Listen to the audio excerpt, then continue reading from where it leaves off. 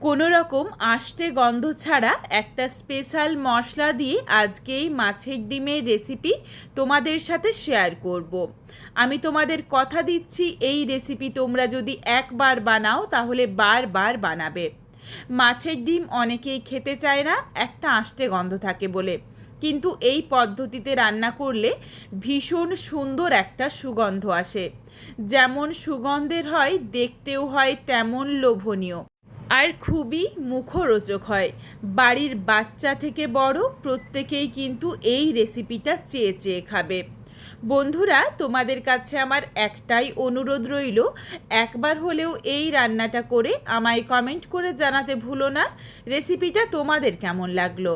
তাহলে চলো আজকে এই রেসিপি দেখে নেওয়া যাক। তবে কেউ স্কিপ করো না, স্কিপ করলে আমি কি পদ্ধতিতে রান্নাটা করলাম বা কখন কোন মশলার কিভাবে কতটা পরিমাণে ব্যবহার করলাম সেটা তোমরা মিস করে যাবে, তখন হয়তো খেতে এতটা ভালো হবে না। এখানে আমি প্রথমেই অল্প পরিমাণে কুমড়ো আর বেগুন সরু সরু করে কেটে নিয়েছি।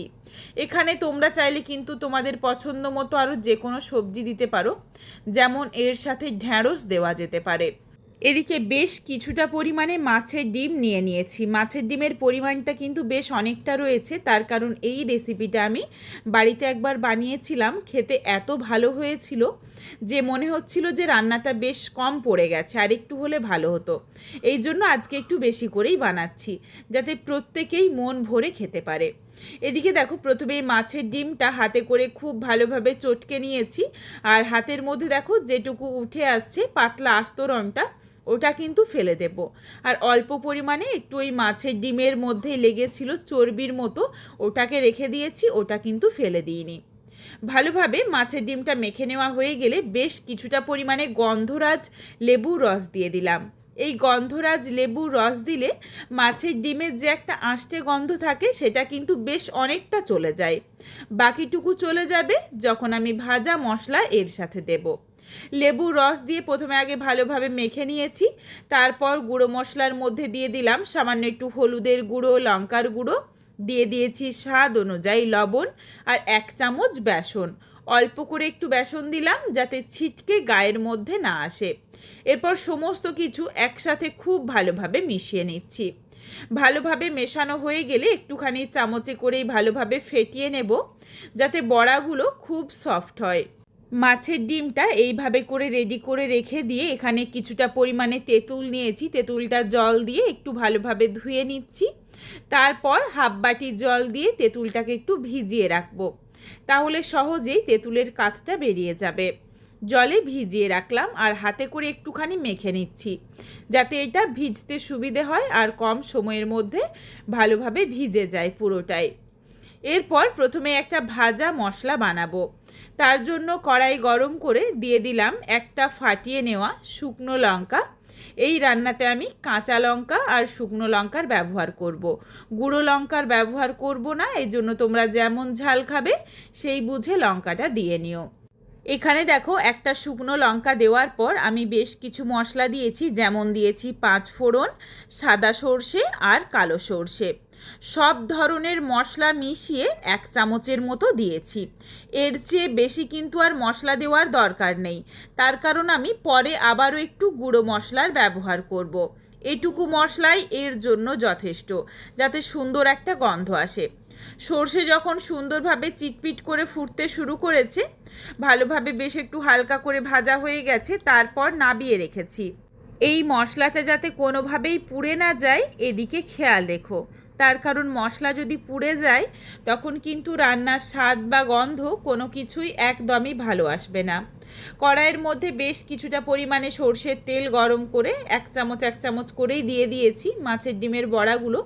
খুব একটা ছোট করছি না, তার কারণ বেশ অনেকটা পরিমাণেই তো মাছের ডিম রয়েছে।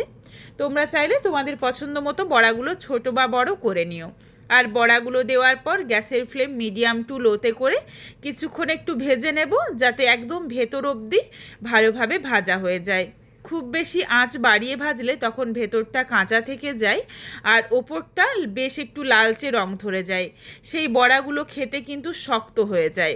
কিন্তু এইভাবে যদি একটু আঁচ কমিয়ে সময় নিয়ে ভাজা যায় তাহলে কিন্তু বড়াগুলো সুন্দরভাবে নরম থাকে, খেতেও বেশ ভালো লাগে। একটা ব্যাচ ভেজে তুলে রেখেছি, আবারও এক ব্যাচ দিয়ে দিলাম বড়াগুলো। প্রত্যেক কটা বড়া একই রকমভাবে দেখো হালকা করে ভেজে নিয়েছি, একদম যে অনেকটা লাল হয়ে গেছে সেটা না।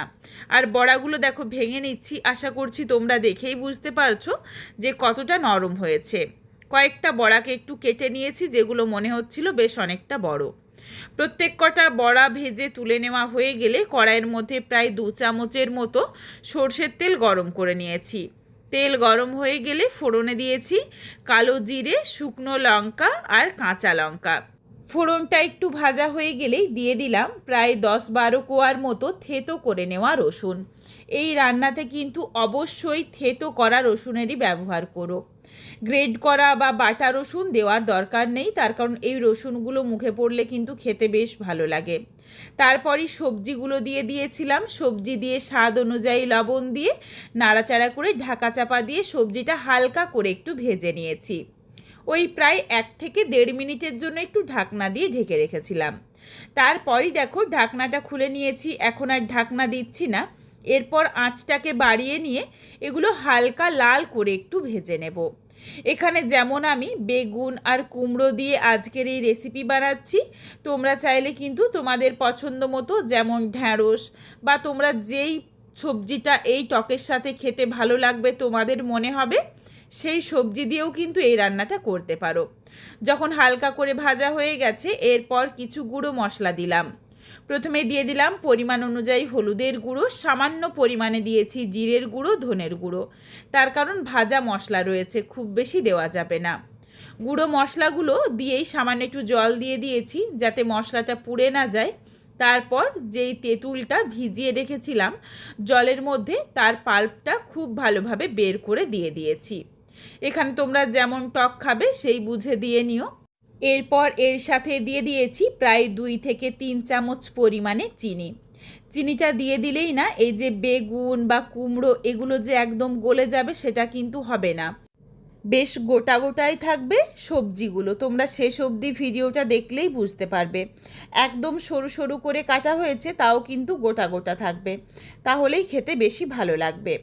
তারপর দিয়ে দিলাম ভেজে রাখা মাছের ডিমের বড়া। মাছের ডিমের বড়া দেওয়ার পর যখন ফুটতে শুরু করেছে সেই সময় ভেজে গুঁড়ো করে রাখা মশলাটা দিয়ে দিলাম। এই ভাজা মশলা দিয়ে নাড়াচাড়া করে মিশিয়ে নিয়ে গ্যাসের ফ্লেম লোতে করে প্রায় 3 থেকে 4 মিনিটের জন্য ঢাকনা দিয়ে রান্নাটা করে নিয়েছিলাম।